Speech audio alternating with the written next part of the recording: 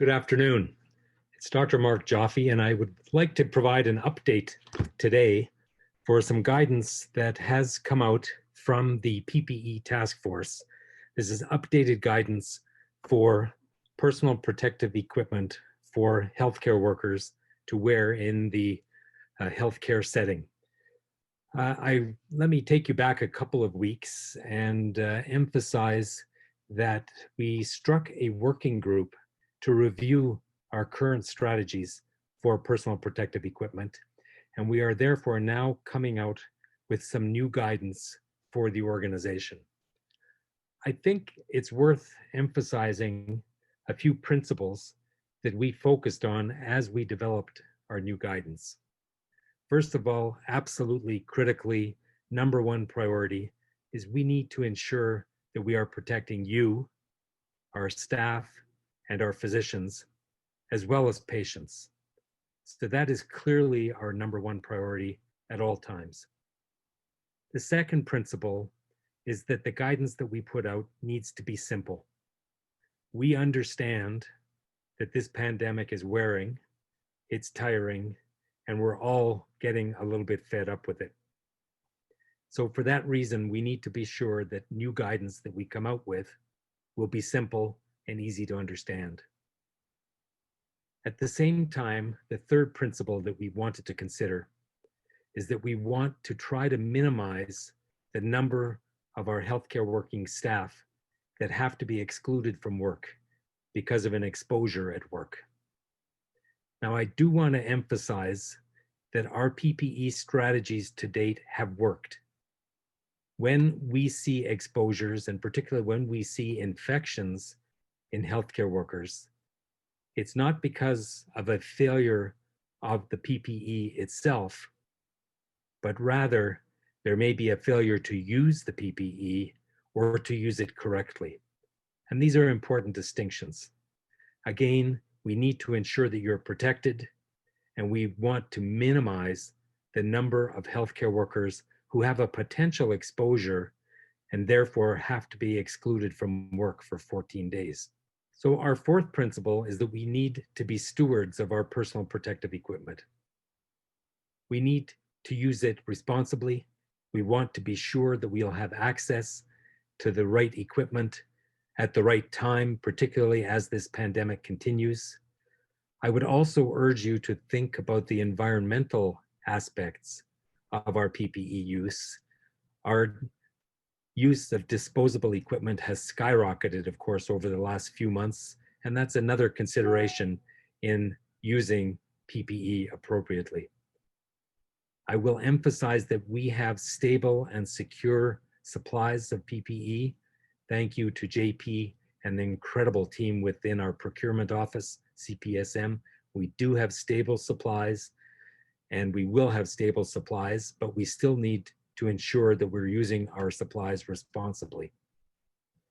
And the final fifth principle that I want to emphasize is that when it comes to personal protective equipment, more does not mean better. I know that there is a temptation to add more layers to perhaps make PPE more complex, but in fact, in doing that, you actually increase your risk. You don't decrease your risk. So remember, when it comes to PPE, more does not mean better. So with that as an introduction, what is changing in our guidance for personal protective equipment, and why is it changing now? Well, we've had 8 to 9 months now to monitor our response to this pandemic. We've learned a lot. We've learned a lot internally, and we've certainly learned a lot from others. And so at this point, we are going to make an important change, a subtle change, but an important change in the guidance that we're providing you as frontline healthcare providers. In addition to continuous masking that's been in place now for several months, we are adding continuous eye protection as an important strategy to help protect healthcare workers and to help prevent healthcare workers from being excluded from work after an exposure. So the recommendation, in fact, the expectation now is that frontline healthcare workers And we define that as anyone who is providing any sort of care within 2 meters of patients. So if your work puts you in a place where you are within 2 meters of patients, you are a frontline provider, and this applies to you. We are now expecting that in addition to continuous masking, you will use continuous eye protection.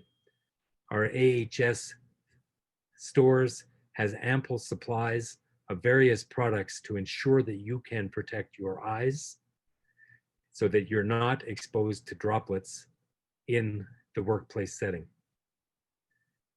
I want to call your attention to a couple other changes that you should be aware of. First of all, there will be guidance through the IPC website about when you should change your eye protection. You should think of your mask and your eye protection as a unit, and the IPC site will provide guidance as to when you should change them both together. Finally, through Workplace Health and Safety, we are coming up with some guidance so that you will have the option to bring your own eye protection to work. And I would suggest that you refer to the Workplace Health and Safety site in Insight for guidance as to what eye protection is appropriate and is safe for use in the healthcare setting. So thank you for listening today.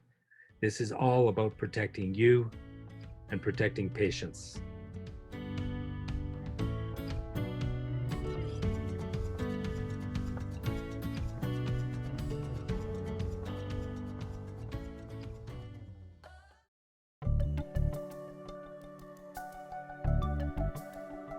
Together, we do amazing things every day.